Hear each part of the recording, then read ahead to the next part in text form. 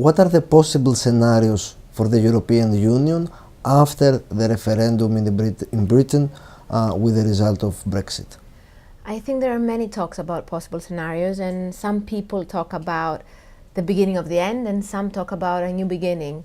In my personal view, I think we have three scenarios ahead of us. One scenario is, and I will talk about them very briefly. One scenario is actually giving power to the national government, saying that some people say that this project does not work. We have so many crises in so many different fronts. We see that the Brexit, the people of Britain decided to leave this project. And this has gone all wrong exactly because the powers are concentrating more and more in Brussels. So what they're saying is give power to the people, give power back to the capitals, and things are going to be much better.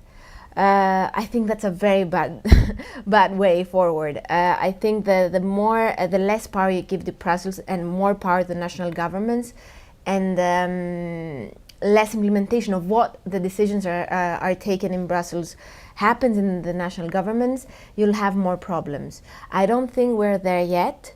I think we have the major powers of Europe, the Germans, the French.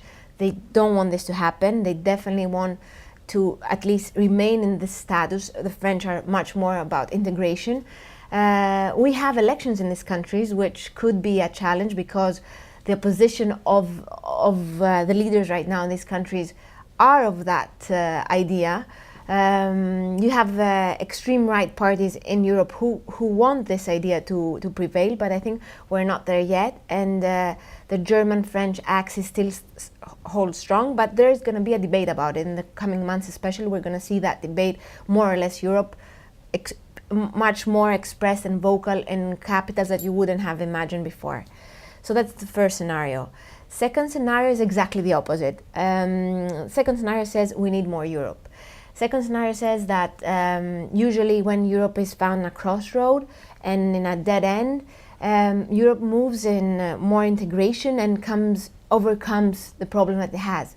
People who support this view say that, listen, we had so many crises in the past, we have been always unprepared. We have the Euro crisis, the migration crisis. We're always steps behind of what happens, and that's why we need to be more together, more integrated, so we can have the necessary tools to fight what's going to happen in the future as well.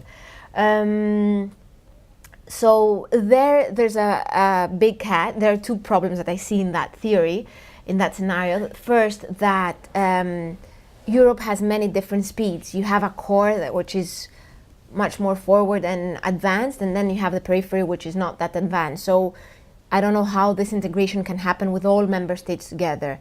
That's number one. And the second is that really this is not the trend. I mean, we see that the trend right now is not more Europe, it's actually less Europe. More Europe is not the cool thing to do or the cool thing that the people want. So I don't see that happening either.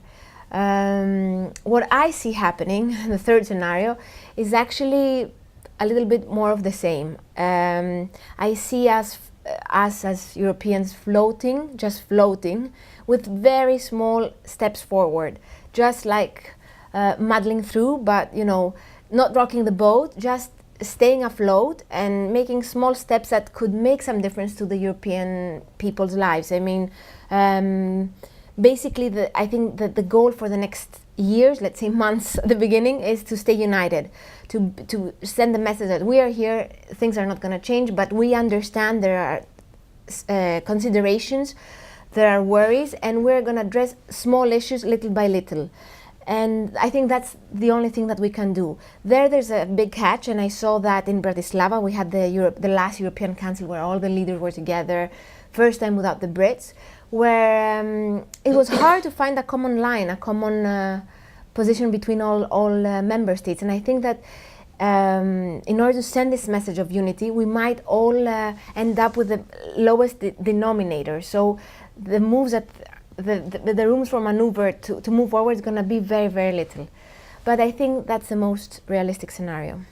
Do you think that it is likely that we will see a relatively counterintuitive outcome as a result of Brexit, that for the first time we will have pro-EU voices being actually loud within the member states? Until now we have been seeing predominantly the anti-EU political entrepreneurs and voices being loud within party competition. To what extent do you think that this development will generate a pro-EU critical mass within the public opinion of national member states?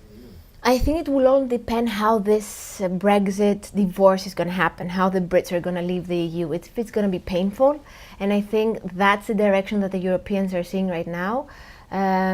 Just seeing who the Europeans have appointed to do these negotiations are hardcore people.